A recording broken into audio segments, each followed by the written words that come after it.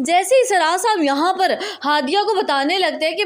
میں سوچ رہا ہوں کہ تمہاری اور بطول کی شادی ایک ساتھ کر دی جائے، یعنی ایک ساتھ میں دونوں کا فرض ادا کر دوں۔ تو ہادیہ یہ سنتے ہی ایک دم خاموش ہو جاتی ہے اور اپنے والد کی طرف دیکھنے لگتی ہے، کیونکہ ہادیہ تو اس رشتے میں بالکل بھی خوش نہیں ہوتی اور نہ ہی وہ کرنا چاہتی ہے، وہ تو ہرگز کشان کی ہونا چاہتی ہے۔ دوسری طرف کشان ہادیہ کو اپنے گھر بلوا کر ہادیہ کو فل گھیرے میں ڈال چکا ہوتا ہے، اور ہادیہ رضامندی حاصل کرنے کے بعد یعنی کہ کشان کو جیسے ہی ہادیہ کے تاثرات نظر آتے ہیں کہ ہادیہ بھی میرے ساتھ ہی زندگی بسر کرنا چاہتی ہے اور مجھے کو اپنا محرم بنانا چاہتی ہے، تو فوراً سے کشان اپنی پھر نئی چال چلاتے ہوئے اپنی والدہ کو منانے کی کوشش کرتا ہے کہ امی جان آپ پھر ایک بار سراج صاحب کے پاس چلے جائیں، یعنی ان کے گھر جا کر ایک بار پھر ہادیہ کے رشتے کے لیے بات کریں، یقین ہے مجھے وہ مان جائیں گے، کیونکہ ہادیہ بھی اب انہیں خوب منانے کی کوشش کر رہی ہے۔ لیکن فضیلہ بیگم اپنے بیٹے کشان کی یہ بات سننے کے بعد فوراً ہی سے انکار کر دیتی ہے اور کہنے لگتی ہے کہ نہیں کشان، اب میں اس گھر میں سراج صاحب کے پاس کسی بھی صورت نہیں جا سکتی، کیونکہ مجھے پہلے ان کے گھر سے کروائی ہوئی بےعزتی ابھی تک نہیں بھولی، مجھے اچھے سے یاد ہے اور میں دوبارہ سے اپنی انسلٹ کروانا نہیں چاہتی اس گھر سے۔ دوسری طرف جیسے ہی ثروت بیگم ہادیہ کے رشتے کی بات چیت طے کر کے اپنے گھر جانے لگتی ہے تو